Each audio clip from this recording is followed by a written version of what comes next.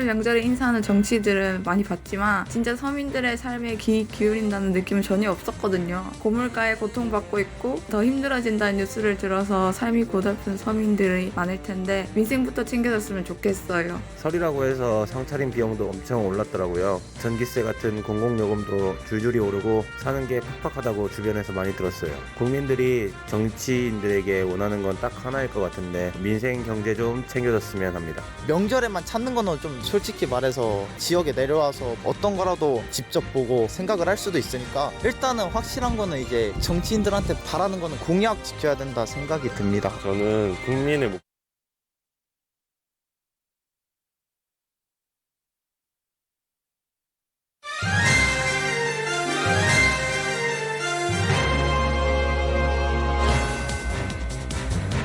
설 명절에 인사하는 정치들은 많이 봤지만 진짜 서민들의 삶에 기울인다는 느낌은 전혀 없었거든요. 고물가에 고통받고 있고 더 힘들어진다는 뉴스를 들어서 삶이 고달픈 서민들이 많을 텐데 민생부터 챙겨줬으면 좋겠어요. 설이라고 해서 상차림 비용도 엄청 올랐더라고요. 전기세 같은 공공요금도 줄줄이 오르고 사는 게 팍팍하다고 주변에서 많이 들었어요. 국민들이 정치인들에게 원하는 건 딱 하나일 것 같은데 민생 경제 좀 챙겨줬으면 합니다. 명절에만 찾는 거는 좀 솔직히 말해서 지역에 내려와서 어떤 거라도 직접 보고 생각을 할 수도 있으니까 일단은 확실한 거는 이제 정치인들한테 바라는 거는 공약 지켜야 된다 생각이 듭니다. 저는 국민의 목소리를 조금 더 들으려고 노력을 하는 그 자세 자체가 국민이 정치인에게 원하는 것이고 정치인 또한 국민에게 해줘야 되는 거라고 생각해요. 저는.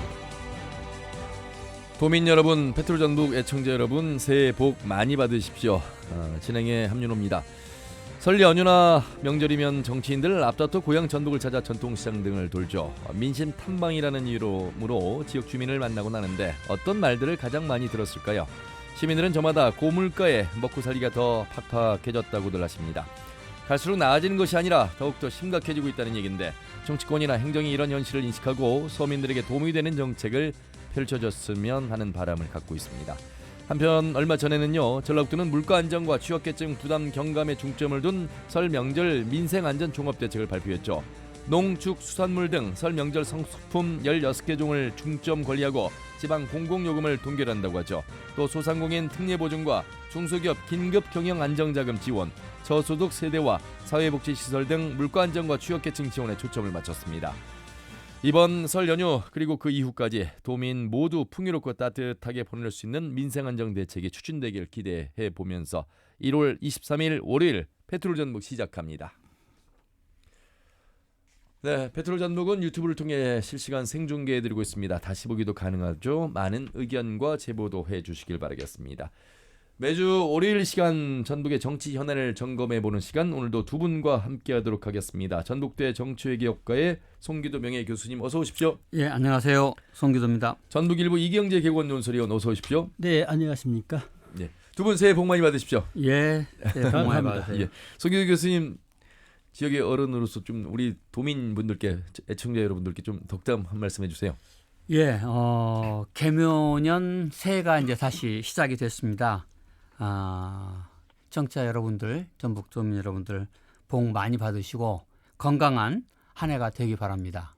개묘년이 검은 토끼 해라고 그러더라고요. 예, 그래서 저는 뭐 검은 토끼건 흰 토끼건 상관없이 이 개묘년에는 토끼처럼 긴 귀를 가지고 많이 듣고 잘 듣는 그런 한 해가 됐으면 참 좋겠다. 예. 이런 생각하고요. 여담으로 페트롤 전북도 좀 많이 들어주시기 바라겠습니다. 예. 그 말씀은 이제 우리 청취자분들이 많이 들어달라는 말씀이시고, 제가 듣기는 제가 우리 도민들의 목소리를 좀 더 많이 듣고 전달하라는 그런 또 말씀으로 또 격려로 듣도록 하겠습니다. 고맙습니다. 이경재 의원님과 송기도 교수님 이제 올 한 해 이 월요일 아침을 또 함께 해주실 거라 저는 든든하고요. 건강하시길 바라면서 우리 이경재 의원님도 한 말씀 해주신다면요. 네, 많은 분들이 지역에 오셔가지고 뭐 여러 친지들도 만나 뵙고 이제 그러실 텐데 지역에 오신 김에 지역의 고민이 무엇인지 한번 들여다 보시고 예. 또 올해 같은 경우는 그러니까 고향사랑 기부제도 그렇죠. 처음 시행이 되고 예. 또 전라북도가 특별자치도로서 이제 발돋움하는 그런 원년이 될 텐데요. 예. 그런 문제들을 관련해서 앞으로 우리가 어떻게 또 준비를 해 나가야 되느냐 이런 얘기를 좀 많이 덕담 좀 나누시고 고민해보는 그런 기회를 가졌으면 좋겠습니다. 사실 이제 많은 말씀들 나누시겠습니다만 인구가 전라북도 117만 명 선이 무너졌거든요. 지방 소멸 또 지역의 대학 어려움, 경제 어려움 여러 가지 뭐 이 어려운 이야기들을 하고 있습니다. 그러니까 뭐 대한민국의 어려움도 어려움이지만 전북에 또 처한 어려움 이야기들을 하면서 그 희망을 또 찾고자 하는 설 명절이 아닐까 싶은데 정치 이야기도 좀 더 희망적인 그런 이야기들을 좀 많이 하는 그런 월요일 아침이 좀 됐으면 좋겠는데 이제 정치하시는 분들도 행정에서 또 그만큼 열심히 토끼처럼 뛰어주시길 바라는 마음에서 시작을 한번 해보도록 하겠습니다. 희망 이야기를 해야 되는데 글쎄요 뭐 선거법으로 이제 공석이 된 전주의 새로운 또 희망이라고도 볼 수도 있겠습니다만 유일하게 4월 5일 재선거에서 전주울 선거가 이제 치러지는데 민주당이 고심 끝에 이제 무공천 방침을 밝혔습니다. 이게 이제 어떤 상황을 앞으로 이 재선거에서 만들 것인가에 대한 기대치도 좀 높아지고 있고 또 이 재선거가 내년 총선을 가늠할 수 있는 또 기준이 또 될 수도 있어서 송규도 교수님. 예, 전국에서 딱 이제 한 곳 이번에 재선거를 실시합니다. 예, 예. 그래서 이제 전주을인데요. 여기에 이제 민주당이 후보 공천을 안 했어요. 예, 예. 이상직 후보가 이 부정부패, 그렇죠. 공직선거법 공직선거법 위반으로 의원직을 상실했기 때문에 그 민주당 당헌 제96조에 이제 그런 조항이 있습니다. 당 소속 선출직 공직자가 부정부패 사건 등 중대한 잘못으로 직위를 상실하여 재보궐선거를 실시하게 될 경우 해당 선거구에 후보를 추천하지 아니한다. 예, 예. 이런 규정이 있어요. 그래서 그게 좀 지난번에 이제 많이 이제 논의가 됐던 것 같아요. 그럼에도 불구하고 후보를 추천해야 되느냐 말아야 되느냐. 그런데 이제 이재명 이 집행부에서 대표가 이거는 후보를 추천하지 않는 게 맞다. 예, 예. 그래서 이제 무공천 지역이 됐단 말이죠.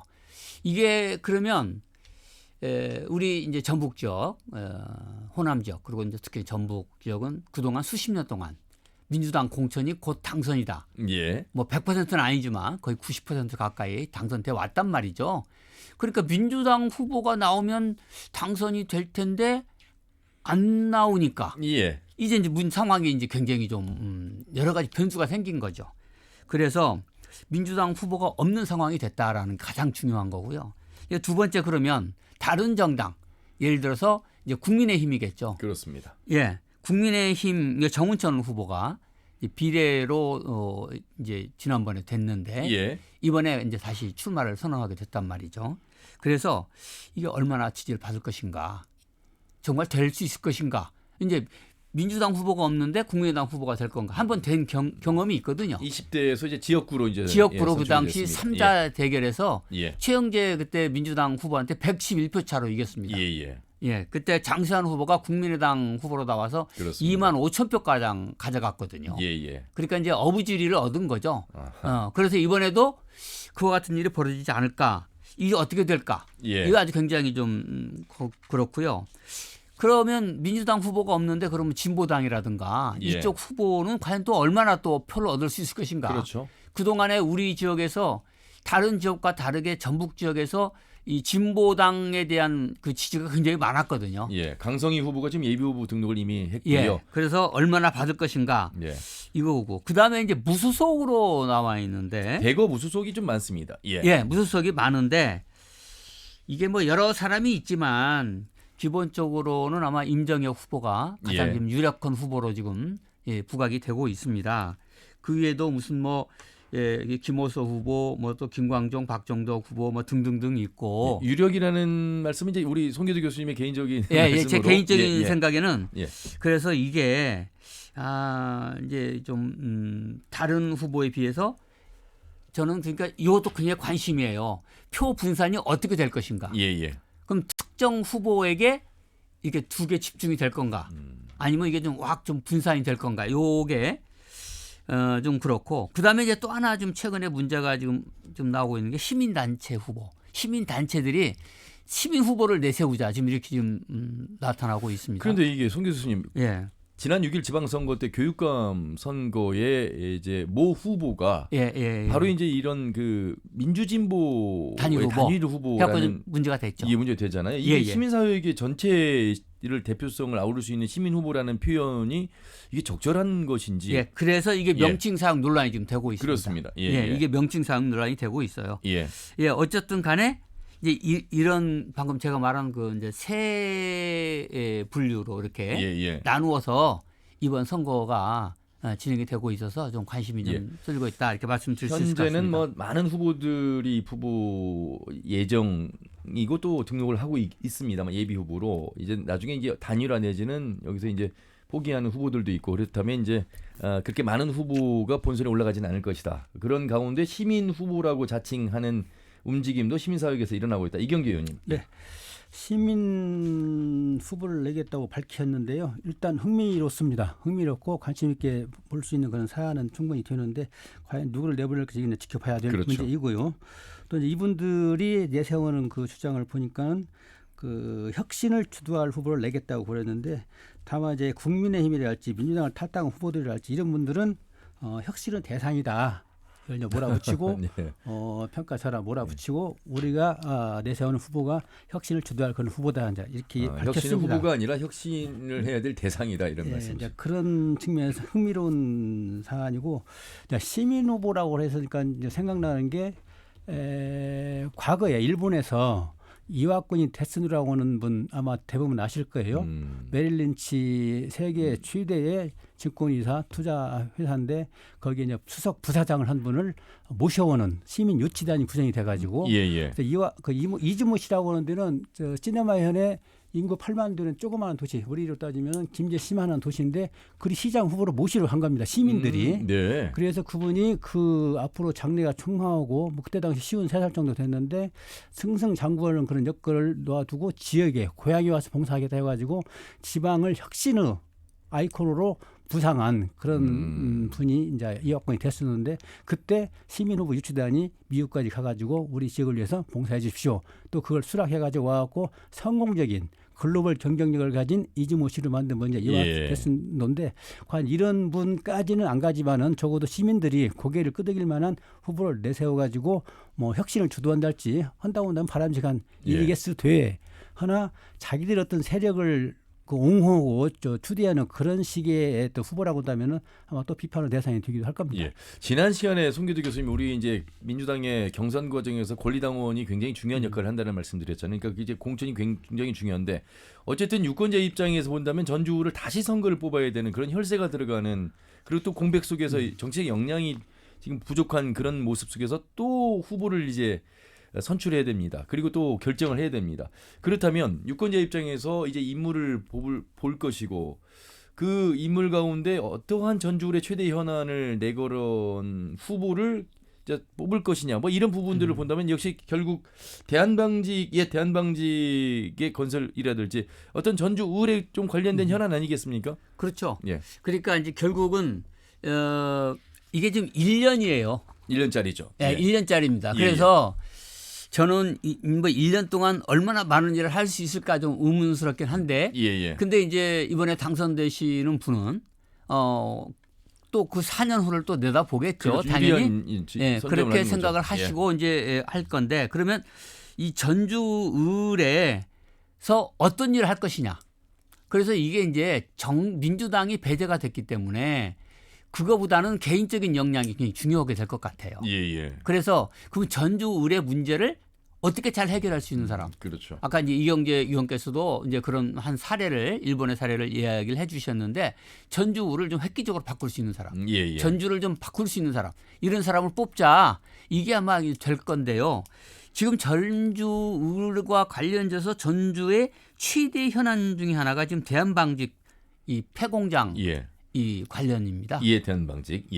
그래서 여기 지난 그 우범기 전주시장하고 이 자광의 그 전운수 대표가 그 지난 8월 17일 날 만났어요. 전주시청에서 만난 그 모습. 그리고 만난 다음에 이거를 대한방직 이거를 처리하자.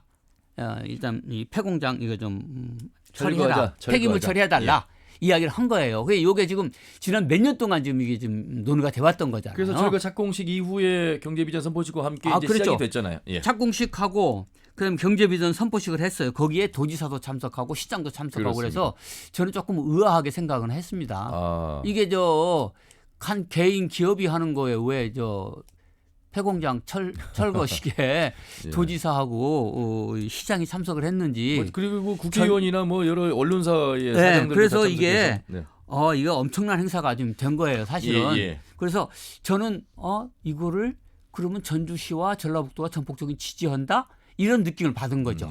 네. 예? 이런 식이 지금 돼 있는데 지금 자광이 말이죠. 전북일보 지분의 49%를 지금 가지고 그렇습니다. 있습니다. 예. 그리고 여기다가 지금 문제는 뭐냐면 143층짜리 전망대, 대한민국을 대표하는 이런 타워를 짓겠다. 익스트림 타워. 예, 익스트림 타워라고 지금 이름 예. 붙였죠. 예, 극단의 탑이다 뭐 이런 건데 아마 전망대를 143층으로 짓는다는 게 이게 엄청난 이게 사업인데 지금 그걸로 인해서 이 전주를 대한민국의 랜드마크로 만들겠다 이런 걸 이야기를 했는데 예. 그 뒤쪽에 뭐가 있냐면 익스트림 타워를 둘러싸고 3,000세대 아파트 고급 아파트를 짓겠다라는 게 프리미엄 있습니다. 아파트. 그래서 요 이야기는 잘 안 되고 있는 것 같아요. 예. 그래서 이제 결국은 그런 관련해서 이제 후보들이 어떻게 의견을 낼 것이냐, 정책을 세울 것이냐. 요 문제에 예. 대해서 후보들 간의 의견이 나는 팽팽하게 갈릴 거라고 보고요. 예. 지지하는 후보도 있을 것이고 아니면 또 반대하는 후보도 있을 것이고 예. 그게 유권자의 그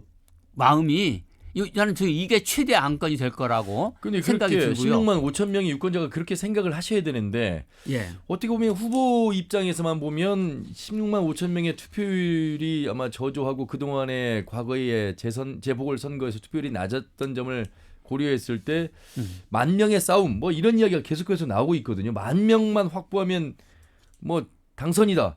사실 현안보다도 정책과 공약보다도 어떻게 선거에서 이길 것인가에 대한 공학적 계산이 후보들 가운데는 앞서 있다. 이렇게 되면 안 되는 건데 이경재 의원님.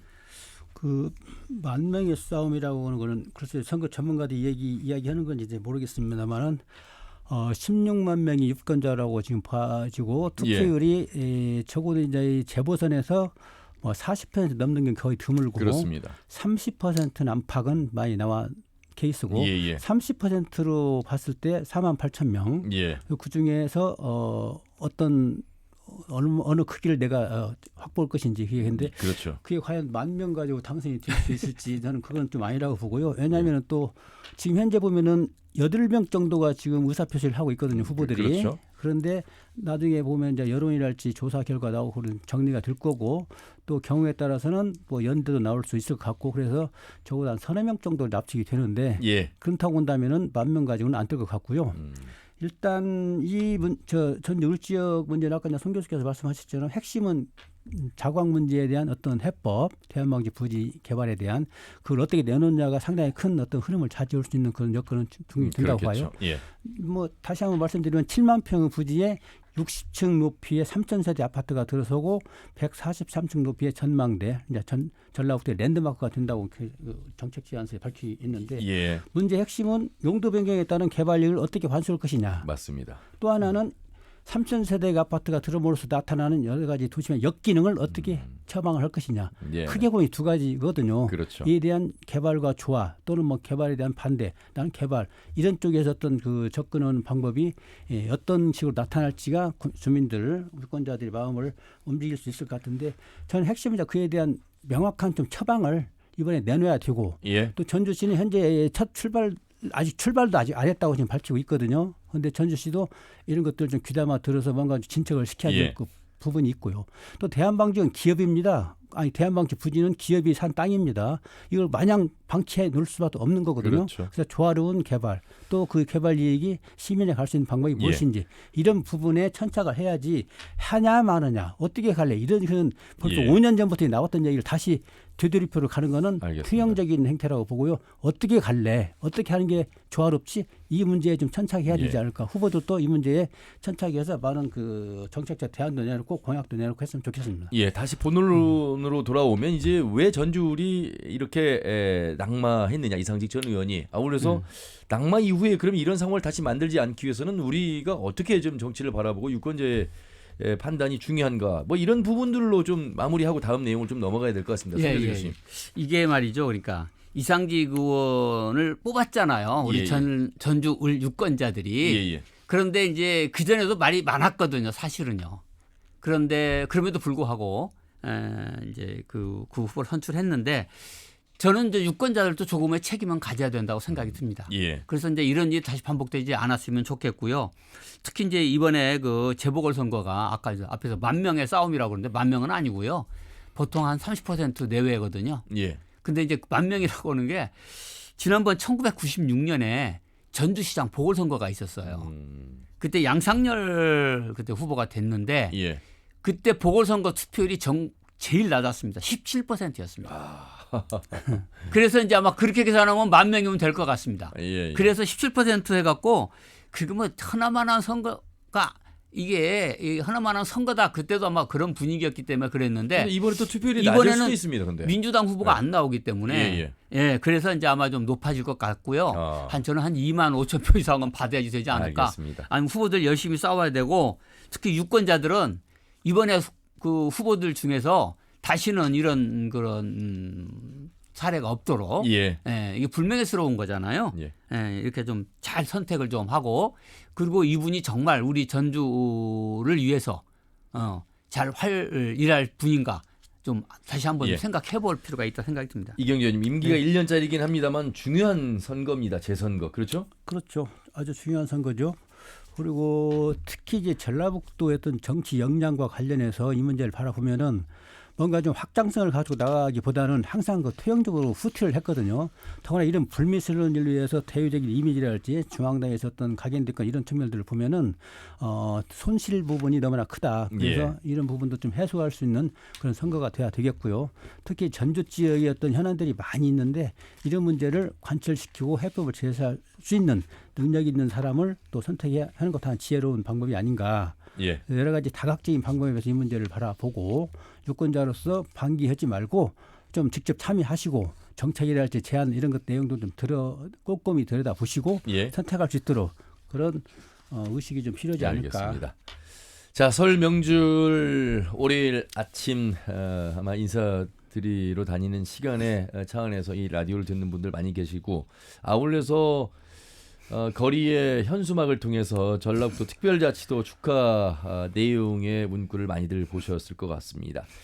바로 이제 우리 지역의 최대의 관건이 이 전라북도 특별자치도에 관련된 건데 통과가 됨으로써 이제 무엇을 우리가 정부에 요구하고 특별한 자치 권한을 어떻게 가져올 것인가 이런 내용입니다. 여기에 대해서 이제 김관영 도지사가 농생명 바이오나 문화예술, 기업에 필요한 대학 학과 개설 등을 언급했는데 자, 이 부분 한번 살펴보겠습니다. 전북의 특별함 찾을 수 있는 특례일까요, 송교도 교수님? 그렇죠. 전북이 이제 광주 전남에 그 속한 호남권이 아니고 전북이 대한민국의 독자 권역이다라고 법률로 인정한 것이 전북특별자치도입니다. 전북이 그러니까 이제 다른 도와 동등하게 독자적으로 이제 설 수 있다 이런 인정을 해준 거고 물론 앞으로 1년의 기간이 있습니다. 이제 대통령이 이제 이야기하고 1년의 기간이 있는데 그렇죠. 이게 발의가 되려면 어쨌든 김관영 도지사께서 그러면 앞으로 전북은 농생명, 바이오, 문화예술, 기업에 필요한 대학학과 개설 등 이런 것들을 이제 얘기를 했는데 이제 우선 이렇게 이야기를 하신 것 같다고 저는 생각이 들고요. 이게 아직 이렇게 그냥 결정이 될 게 아니고 저는 이게 전라북도가 다른 도와 다른 어떤 특별한 뭘 가질 수 있는 지금 새만금 가지고 있고 그러니까 어떤 걸 특색을 찾아야 된다고 봅니다. 이제 이거는 뭐 김관영 도지사께서 한 예로 이야기하신 거라 생각이 들고요. 그래서 전북의 어떤 빅피처 큰 그림을 그려야 됩니다. 이제. 그렇죠. 이게 그냥 뭐 지금 하나 하고 이렇게 땜방식으로 되는 게 아니고 전북을 완전히 뒤바꿀. 이게 제가 지난번에도 한번 제가 말씀을 드렸는데 전라북도라고 이야기된 게 126년 전 이야기예요. 맞습니다. 126년 만에 전라북도가 전북 특별자치도가 된 거예요. 그러니까 여기에 걸맞게 아주 큰 그런 디자인을 만들어서 큰 그림을 그려갖고 이걸 만들어야 돼. 이거 여기에 아주 1년 기간이 있으니까 예, 예. 1년 동안 이거를 좀 준비를 하고 철저하게 전북을 완전히 새롭게 개조할 수 있는 예. 이거를 김관영 지사가 이제 준비가 돼서 하셔야 되겠죠. 네네. 예. 자, 제주의 사례 그리고 강원도가 이제 또 추진을 하는 모습을 또 봐가면서 우리는 1년 후에 어떻게 특별자치도의 역할을 권한을 챙길 것인가 이런 부분들을 좀 살펴봐야 될 것 같습니다. 이경규 의원님. 네, 외형적 틀은 이제 확보가 됐다고 보고 있고요. 예, 예.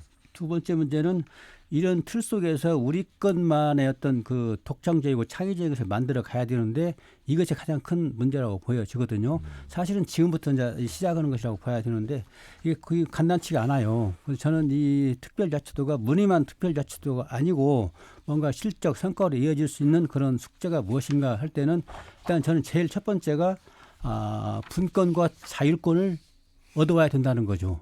중앙정부는 웬만하면 자치단체에서 요구하는 것도 다 받아들이지 않잖아요. 네. 균형발전이랄지 뭐 특별계랄지 또는 심지어는 뭐 공공기관 이전이랄지 다 지금 받아들이지 않은 겁니다. 그렇죠. 이런 그런 고착화된 그 중앙정부의 어떤 속에서 과연 자율권과 독자적인 어떤 권역을 실현할 수 있는 그 분권을 얻어낼 수 있는지 그렇죠. 이 부분은 이제 강원도랄지 제주도와 연대해서 추진할 문제고요. 이제 두 번째는 우리 네발짝 역량입니다. 전라북도의 자치 역량이 과연 어디로 가야 될 것인지 우리의 숙제인 여러 가지 그 현안들이 있단 말이죠. 그런데 기업 유치와 관련 규제가 많은데 이걸 특례로 해가지고 받아낼 수 있는 거. 예. 또 새만금과 관련한 여러 가지 국제투자진흥기구가 되는데 그에 관한 여러 가지 특례가 또 있고요.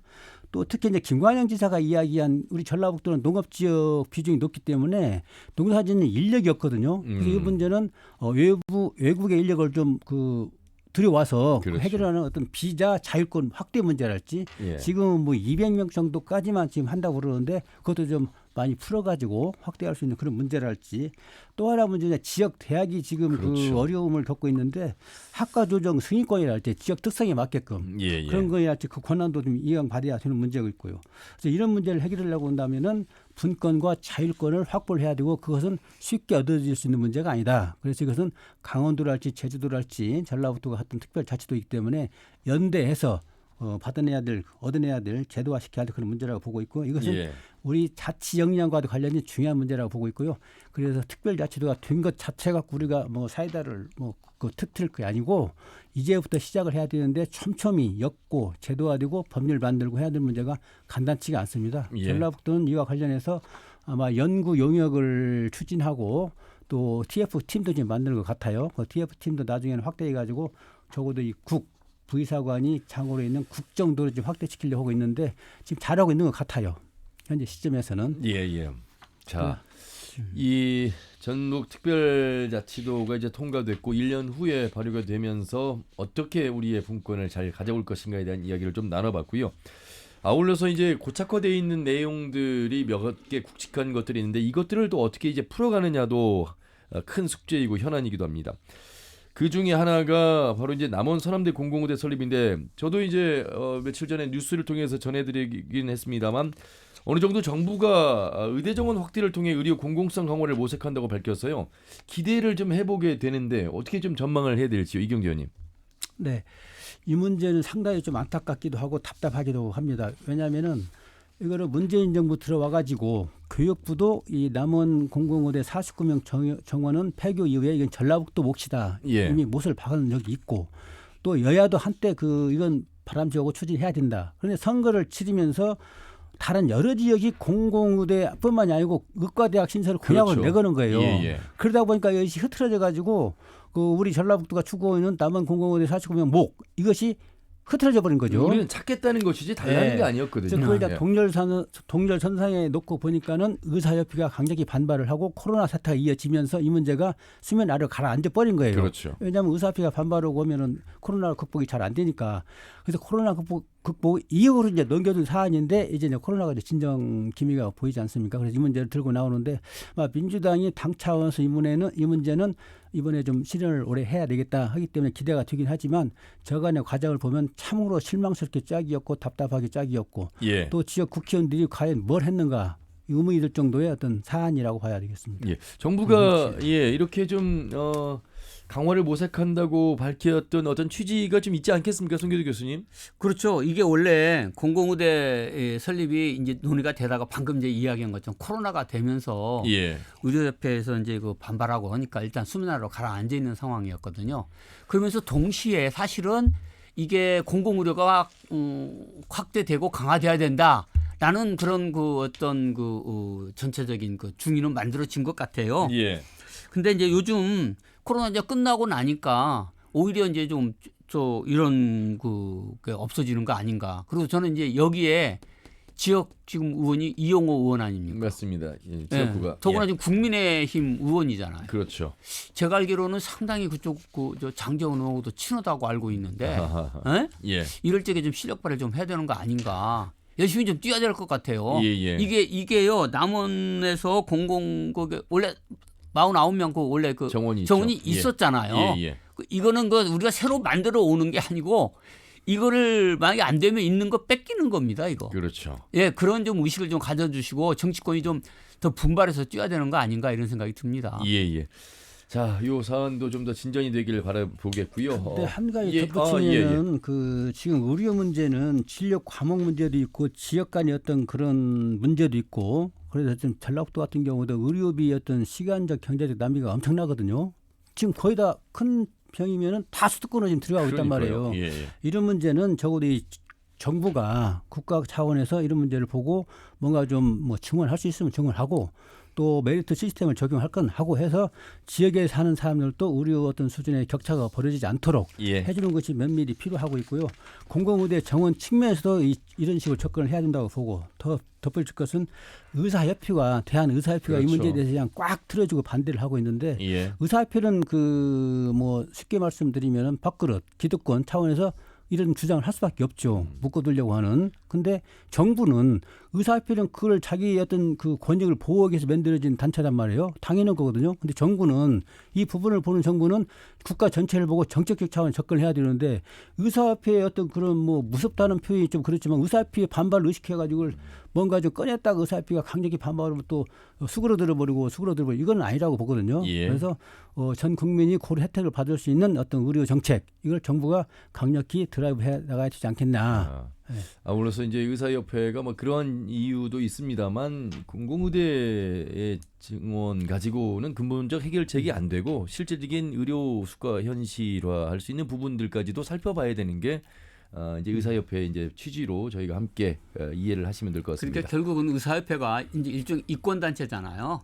그리고 우리 정부가 의사협회하고 몇 번 싸운 경험이 있어요. 네, 네, 네. 그 의사들이 저 뭐 삭발하고 또 투쟁하고 막 그렇게 노동자처럼 했던 적이 있잖아요. 그리고 저는 그 오래된 기억입니다만 의사들이 그 총파업을 해갖고 병원 문을 닫은 적이 있었어요. 이게 그래서 의사협회가 엄청나게 그 이 이권을 위해서 그 싸워 왔고요. 그래서 정부가 많이 양보를 해왔죠 지금까지. 예, 네. 그럼에도 불구하고 코로나라는 전대미문의 사건을 겪으면서 국민들 사이에 공공의료 이거에 대한 그 인식이 그렇습니다. 굉장히 높아져 있던 건 예. 사실입니다. 그래서 저는 이거를 이번 차제에 좀 정부가 좀 강하게 예. 드라이브를 좀 걸어야 되는 거 아닌가 예. 이런 생각을 합니다. 특히 우리 지역에서도 남원의료원, 군산의료원이 아주 그 공공의료로서 예. 그런 시기에 정말 중요한 역할들을 해왔던 점을 다시 한번 말씀을 드리고요. 한 가지 주제에 대해서 간단하게 말씀드리면서 좀 마무리를 해야 되겠습니다. 아울러서 이제 우리 전북뿐만 아니라 17개 광역 시도가 정부가 이제 혁신 시즌 2, 그러니까 수도권의 공공기관 지역 이전을 빨리 해야 되는데 기다리고 있습니다. 그런데 올해부터 지금 본격적으로 또 추진하겠다고 공언했기 때문에 이런 것들이 이루어지면 아무래도 인구 감소나 지역 소멸 위기를 좀 더 극복할 수 있는 대안이 될 수 있어서 상당히 기다리는 입장에서 전북의 이전 대상은 어떤 곳들이 대상이 될까? 이경재 의원님. 지금 공공기관 이전은 그 문재인 정부 때 이걸 실천을 했어야 되는데 그렇죠. 그걸 못했잖아요. 그래서 좀 안타깝기도 하고 또 이제 윤석열 정부 와가지고 추진하겠다고 이제 밝혔어요. 그래서 기대가 크긴 한데 특히 이제 지역의 공공기관을 이전할 수 있는 그 한 300여 개 가운데 가능한 게 한 122곳 정도 이게 이제 국회 이인영 의원실이 조사한 건데요. 예. 122개 정도가 지방 이전 가능한 걸로 지금 나와 있거든요. 전라북도 관련된 것은 예컨대 뭐 농협 중앙이랄지 농업 비중이 크기 때문에 또 금융도시 인프라 확충과 관련해서는 그 투자금융공사, 한국투자공사 이런 부분들은 전라북도 꼭 이전을 해야 되겠고요. 또 그 전북이 12개 들어온 전북이 12개 들어온 공공기관이 있는데 12개 공공기관 연관된 그런 산업 또는 기관들 예. 또 전북 강점을 갖고 있는 식품이랄지 또 바이오랄지 뭐 이런 쪽은 꼭 그 우리 그 정치권이 그 각 부처에 얘기해가지고 로비를 좀 할 수 있도록. 예. 그리고 이제 이 로비하는 과정에서 가장 중요한 것이 직원들의 반응이라고 그래요. 그래서 장들은 뭐 정치적으로 오케이요 그럴 수 있겠다 싶은데 예. 노조가 반대를 하면 아주 어렵다고 그러거든요. 그래서 직원들한테 어떤 인센티브랄지 또 정조 환경이랄지 이런 것들을 많이 PR도 하고 상당히 정조 환경 예. 많이 갖춰져 있거든요. 그래서 노조와의 어떤 물밑 접촉도 큰 현안으로 지금 나오고 있습니다. 정치권의 역할이 중요한 게요. 송기도 교수님. 예. 그 LH 그러니까 주택공사 토지공사 통합되면서 진주로 바뀌었잖아요. 그렇죠. 예. 네, 전북으로서는 굉장히 아픈 부분이죠. 그렇죠. 예. 그렇기 때문에 어떤 정치권이 조금 더 이런 2차 공공기관 이전에 대해서는 더 도와 긴밀하게 협력해서 정치력을 좀 발휘해야 되는 상황이 됐습니다. 예, 그 방금 이제 이야기한 것처럼 제 2차 이제 공공기관 이전이 될 텐데요. 예. 약 한 120여 개 공공기관을 이제 이전하겠다 이런 건데, 좀 아쉽게도 문재인 정부 때 했으면 조금 그렇죠. 더 편했을 텐데 이게 이제 국민의힘 정부에서 이제 이게 하게 돼서 예. 어떻게 될지 모르겠습니다. 우동기 지금 현재 균형발전위원장. 원래는 김병준 그 위원장이었죠. 인수위 때는. 예, 네. 근데 이제 갑자기 그쪽으로 이제 바뀌었고요. 근데 이제 저는 이게 공공기관 이전과 더불어서 또 하나 이제 중요한 게 국가균형발전 차원에서 지금 이게 하는 거잖아요. 그렇죠. 예. 그런데 국가균형발전 그 특별회계가 있습니다. 이게 이제 그 노무현 정부 때 시작이 된 건데 예. 그때 그래서 2008년에 약 8조 정도를 국가균형발전 특별회계, 그냥 균특회계라고 이야기하는데 예. 이 돈을 썼던 거예요. 그런데 이게 지금도 이게 10조입니다. 균특회가. 예. 그러니까 쉽게 말하면 한 15년 동안 150조? 10조로 그냥 10조로 계속 있는 거예요. 예. 근데 이 10조 중에 그러니까 10조가 균특회계는 지방의 균형 발전을 위해서 쓰는 돈이에요. 예, 네. 돈이 돼야 되는 거예요. 그러니까 지방에 써야 되는 돈이에요. 그런데 실질적으로는 보니까 한 20-30%는 수도권에 그걸 쓰이고 있습니다. 그러니까 이게 말이 안 되는 건데 그러니까 예. 그러다 보니까 뭐 7조, 8조밖에 안 되는 돈인데요. 문제는요. 이렇게 생각하시면 돼요. 2008년에 8조였는데 지금 그 당시 대한민국 전체 그 국가 재정이 약 320-30조였습니다. 그런데 지금 2022년에 국가 예산이 650조거든요. 그렇죠. 2배 커졌어요. 예. 그런데 이 돈은 균특회계는 계속 지금 10조란 말이죠. 예, 네. 그대로 똑같아요. 그럼 그렇네요. 무슨 말이냐면 균형 발전에 대한 정부의 그 재정 지원이 반으로 줄었다는 이야기예요. 그렇네요. 이거 20조로 늘려야 되는 거예요. 그러니까 예산 재정 투입이 뒤따라야만 되는 그러면 이전이 돼야 저기 된다는 말이죠. 말씀이시죠. 저는 모든 그 정책에 있어 제일 중요한 게 인사하고 재정이라고 저는 생각해요. 예. 돈이 없는데 뭔 일을 합니까? 그래서 이 균형 발전 이 차원에서 그래서 이게 이제 공공기관 이전도 중요하고 이전 재정 차원도 굉장히 중요하다. 예. 이 말씀 좀 드리고 싶습니다. 예. 자, 설 명절을 맞은 월요일 아침 우리 지역의 정치권 이야기를 좀 해봤습니다. 뭐 다뤄야 될 내용은 많습니다만 정리를 하자면 이 윤석열 정부하에 올 한 해 진행될 국책 사업도 우리가 따야 될 우리의 현안들이 좀 많은데 그런 부분들에 있어서 정치권의 역할이 중요하다라는 말씀을 드리면서 전북특별자치도가 통과됐습니다만 여기에 채워야 될 내용 알맹이도 더 준비를 잘해야 된다 이런 말씀으로 마무리를 하도록 하겠습니다. 두 분 말씀 오늘 여기까지 듣겠습니다. 고맙습니다. 네, 감사합니다. 네, 전북일보 이경재개관 논설위원, 전북대학교 정치외교학과의 송기도 명예교수와 함께했습니다. 페트로 전북은 매주 월요일 아침 8시 30분 어김없이 여러분들께 인사드리겠습니다. 내일 아침 8시 30분에 인사드리죠. 함윤혜였습니다. 고맙습니다.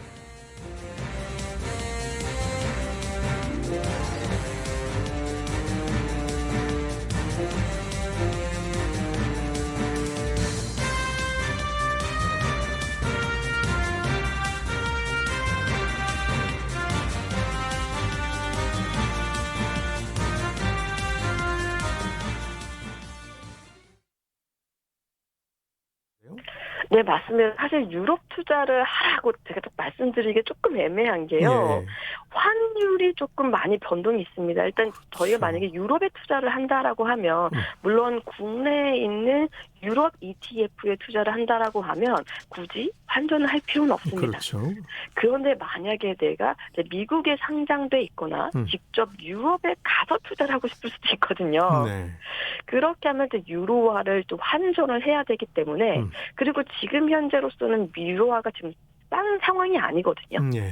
그러니까 지금 만약에 유로화로 환전을 한다라고 하면 약간 높은 수준에서 환전을 할 수 있는 거기 때문에 환율 영향도 있고요. 말씀하셨던 대로 해외 투자 같은 경우에는 대부분의 증권사에서 조금 더 높은 수수료를 받고 있습니다. 네. 그래서 이 부분도 단순하게 난 유럽에 투자하겠어라고 해서 수수료를 전혀 고려하지 않는 것보다는 요즘에는 이제 처음 해외 투자를 하거나 해외 투자를 시작할 때 수수료 혜택을 주는 곳들도 있으니까 그렇죠. 만약에 하고 싶다. 내가 만약에 조금 더 뭐 이미 미국도 했고 중국도 했고 한 번 더 좀 포트폴리오를 다양화하고 싶다. 이런 니즈가 있다라고 하면 네. 수수료라든지 환율이라든지 이런 것까지 꼼꼼하게 좀